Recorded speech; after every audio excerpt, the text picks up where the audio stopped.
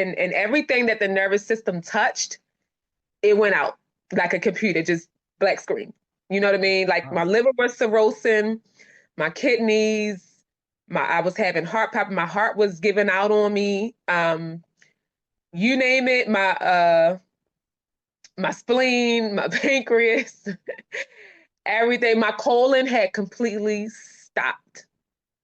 My colon completely stopped. It just was like, nope, everything. So even my throat, like I was having, I remember like, especially in the beginning of this, I would try to lay down and I don't say sleep, I say charge. So, Hmm. I would try to lay down and charge, and all of a sudden, as soon as I got into a certain, what was it, theta or RAM or a REM, my body would jolt. It would jolt me like a hot wire or something. I would be back up. Like Wow. I barely got any charge. It was rough.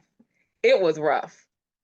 Yeah, I think so. That sounds very rough. That's a lot going on at Yeah. one time. So Mhm. obviously everybody's going to want to know, well, how did you remedy it?